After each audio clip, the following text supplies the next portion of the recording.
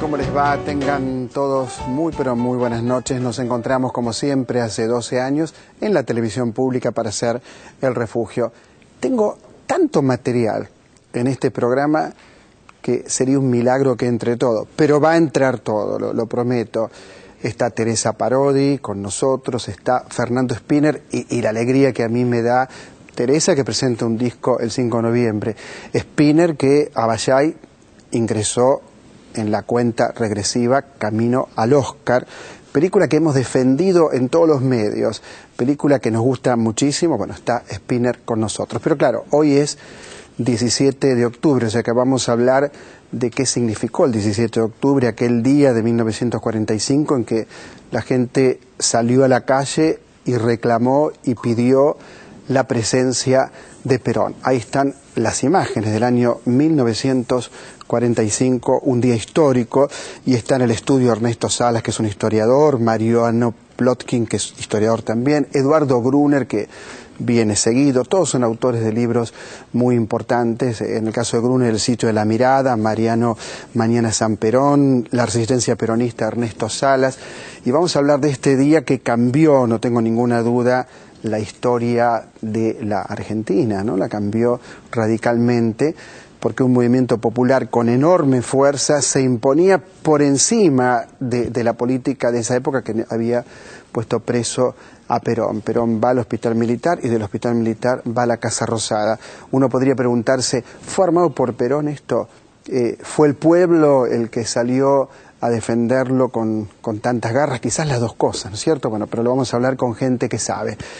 Raymond Carver, un cuentista, un novelista, un creador excepcional, verdaderamente excepcional. Y hay un teatro, y esos son los teatros que me gustan a mí, pues esos son los teatros que me gustan a mí. La Puerta Roja, uno va, puede llevarse su vino, puede comer algo y convive con el espíritu de Carver, que es lo más difícil, en mi opinión es lo más difícil, y con muy buenos actores, y además, bueno, come, toma vino. También la gente de este espectáculo tan singular está hoy con nosotros. ¿Quién más está con nosotros? Bueno, más o menos ya les conté la mayoría, pero no les conté a Aniyúa, fenómenos de circo. Usted sabe que yo vivía en Castelar cuando era chico hace bastante, ¿no es cierto?, como pueden apreciar, y llegaba el circo y el león estaba flaco, pero flaco mal, ¿vio? Un león muy flaco. Nosotros íbamos con los pibes, nos acercamos a la jaula, lo mirábamos, el león ni pelota, te digo sinceramente, ni bola nos daba el león. Se ve que también éramos flacos nosotros, le decía, ¿qué voy a comer ahí?, ¿no es cierto?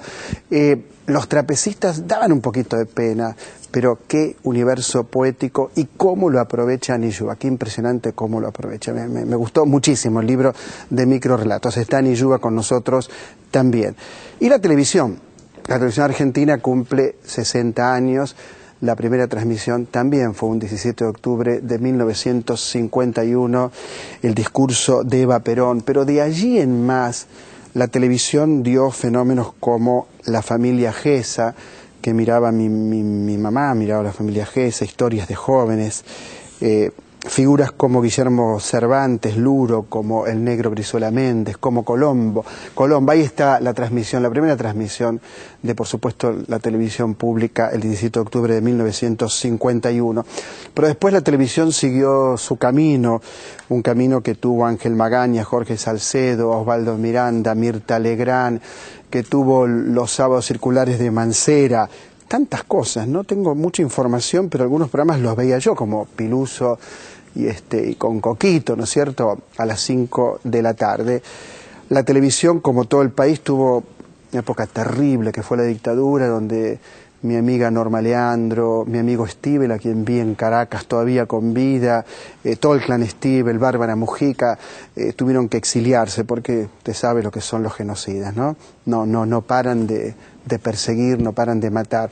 También las 3A hicieron lo suyo, amenazando, persiguiendo actores, asesinando, por ejemplo, entre otros a Silvio Frondizi, que no viene al caso, pero quiero decir el clima que se vivía en ese momento. Bueno, todo esto hace que, a pesar de todo esto, y aun cuando la televisión argentina tiene programas tan abominables como los que tiene en pantalla en este momento, aún así es un medio verdaderamente extraordinario, verdaderamente extraordinario. Bueno, hay que usarlo, hay que saber usarlo en el mejor sentido de la palabra, hay que volver a crearlo, hay que insistir con cierta programación.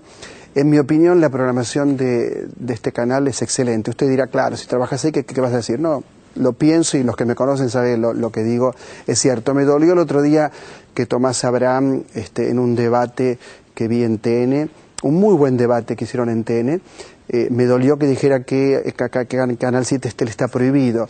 Ha estado en este programa muchas veces, ha estado hace poco y ha sido invitado varias veces hace poco y él no pudo estar. Yo admiro a Tomás Abraham y para esto lo voy a invitar la semana que viene al programa, porque quiero que quede muy claro que aquí no prohibimos a nadie. Y por supuesto, mi afecto para Tomás Abraham, he estado en el grupo los jueves incluso, pero es injusto que Tomás diga que está censurado en la TV pública. Esto es injusto porque hace 3 semanas lo invitamos, por favor.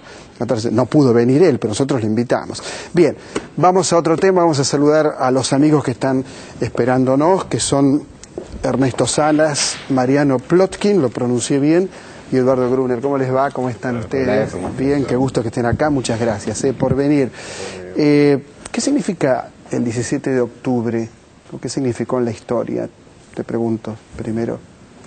A mí se me ocurre que el 17 de octubre fue esencialmente un hecho imprevisto. Imprevisto porque no estaba previsto por aquellos que miraron como otros, aquel otro que habían descubierto recientemente, o en ese momento, cuando todos marcharon hacia el centro de la ciudad, transformó a todos los que participaron, tanto a los que marcharon como a aquellos que los cuestionaron, y la política desde allí ya no sería la misma. Es decir, ya no serían iguales unos y otros, ¿no? Aquellos que participaron, que movilizaron hacia la plaza, sabían lo que estaban haciendo, pero en ese mismo hacer, se convirtieron en algo que no estaba previsto tampoco para ellos mismos.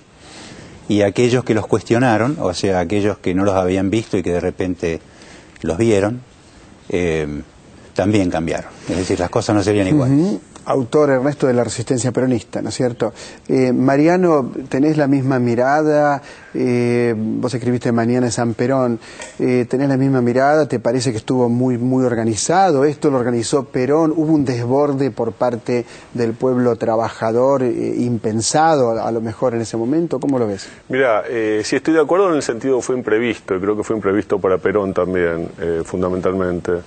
Yo creo que desde hoy podemos mirar el 17 de octubre simultáneamente como un hecho histórico que estoy totalmente de acuerdo con Ernesto, que cambió la política argentina, redefinió las identidades políticas, además, y eso me parece que es importante resaltar.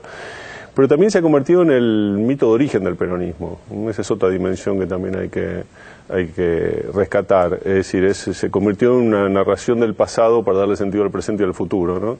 Y en ese sentido me parece que también es importante. Pero definitivamente creo que fue un hecho imprevisto para muchos de los participantes, fue un hecho imprevisto para Perón, creo con certeza, para aquellos que, digamos, tanto los que estaban a favor de Perón como para aquellos que estaban en contra.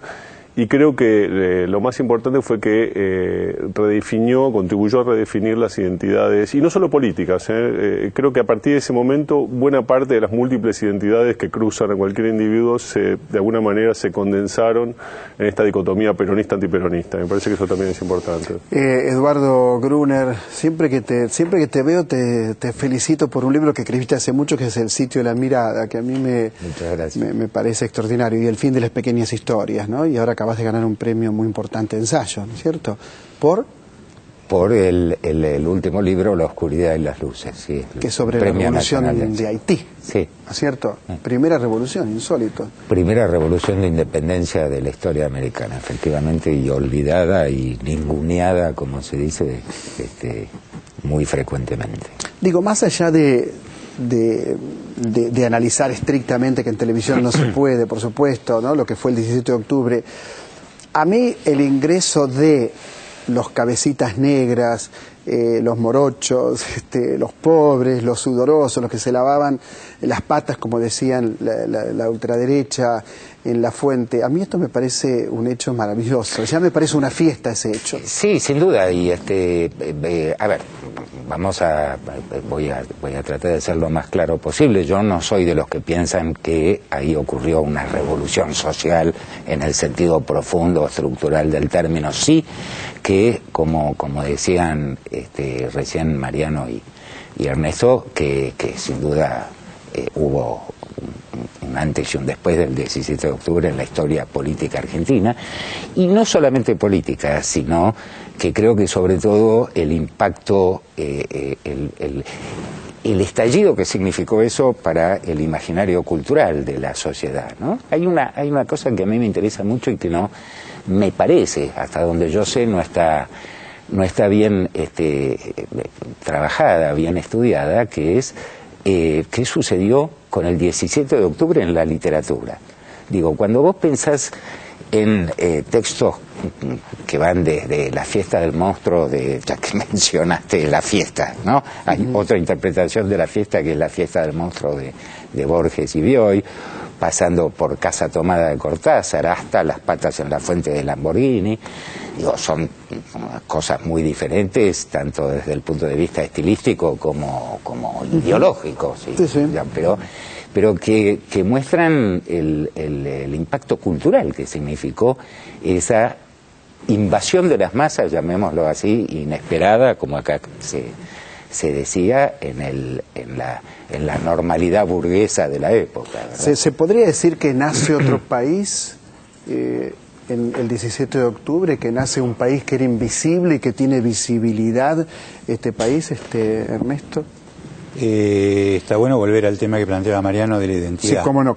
La identidad, es decir, que se forma en aquel momento, es un hecho que prevé el hecho de una serie de movilizaciones y luchas anteriores, una serie de demandas que están diversificadas, que están dispersas y que en ese momento cobran una identidad, una unidad, no por la propia acción de las masas que se movilizan hacia la plaza, sino también, o sea, no solo por eso, sino también por la interpelación discursiva de Perón.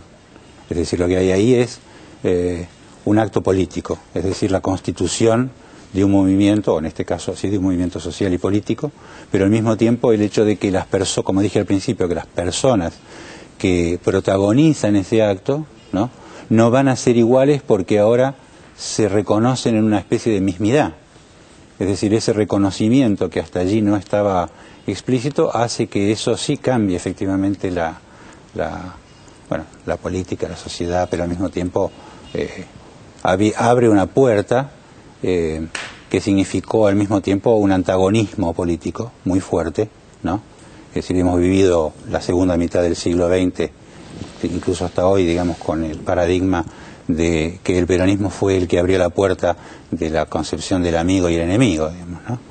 Todavía hoy, Mariano, se sigue viendo al peronismo como con un tufillo fascista. Yo que no vengo del peronismo, más bien de la izquierda, siempre se me enseñó que peronismo y fascismo eran cosas similares. Después de grande tuve que estudiar mucho y leer mucho para darme cuenta que me habían mentido. ¿Cómo ves estos rótulos que los he escuchado hace unos días, incluso en este debate de TN al que me refería, ¿no? Donde se dice el peronismo es fascismo? No tiene sentido decir que el peronismo es fascismo simplemente por una cuestión cronológica. Cuando nació el peronismo, el fascismo había perdido la guerra. Entonces ya las condiciones de posibilidad para un movimiento fascista no estaban dadas. La base social del peronismo es diferente a la del fascismo. Ahora, cuando mucha gente que habla de asociar el peronismo al fascismo, lo que se refiere tal vez sea a tres cuestiones. En primer lugar, los componentes autoritarios que existen en el peronismo creo que son innegables, por lo menos, y creo que eso ha perdurado a lo largo del tiempo y creo que algunos vestigios de eso lo pueden ver hasta el día de hoy. En segundo lugar, el aspecto de movilización de masas organizada, digamos, pero que comparte el fascismo y el comunismo también, así que ahí más bien diría que es un clima de época. Y en tercer lugar, esta especie de glorificación de las personalidades, que también es un componente, digamos, que en un momento tiene el fascismo y que el peronismo de alguna manera también retomó. Hay que aclarar que Perón nunca negó su admiración por Mussolini, no lo negó en el 45, no lo negó en el 67 ni en el 68, después del supuesto giro a la izquierda tampoco, si no lee los textos Latinoamérica ahora nunca, los textos que él escribió en esa época, él dice que su modelo eran los gobiernos de entreguerras de Europa y uno sabe muy bien a qué se estaba refiriendo. Ahora, Perón no era un teórico del fascismo tampoco, él tomó elementos de donde le venían bien y en parte compartía un clima de época, yo creo que eso es lo más importante de rescatar. Tomó elementos del New Deal de Roosevelt, tomó elementos del fascismo si le convenían, tomó elementos del estalinismo si le convenían, tomó elementos propios de la propia sociedad argentina, pero me parece que carece de sentido. Por otro lado, tampoco tenía la impronta imperialista que tenía el fascismo. Claro, ¿no? fíjate, cuando uno ve cine o lee, pero sobre todo en las películas, la última que me gustó mucho, Juan y Eva, que hizo Paula de Luque, sobre la historia de amor de Perón y Evita, cuando uno ve los enemigos que tenía Perón, se pregunta, es una pregunta que hago, ¿no? ¿Cómo combatirlos en un poco de autoritarismo? Digo, enemigos que deseaban, que escribían viva el cáncer. Bueno, pero claro, bueno, eso digo, fue que ya deseaban después de la muerte la muerte, que no le pagaban a los obreros más que 50 centavos para que no, por tomaran supuesto, leche. desde ese punto de vista, la movilización en nombre del peronismo de las masas significó, vamos a llamarlo rápidamente, un progreso en todos estos campos, en todos estos niveles que vos estás diciendo.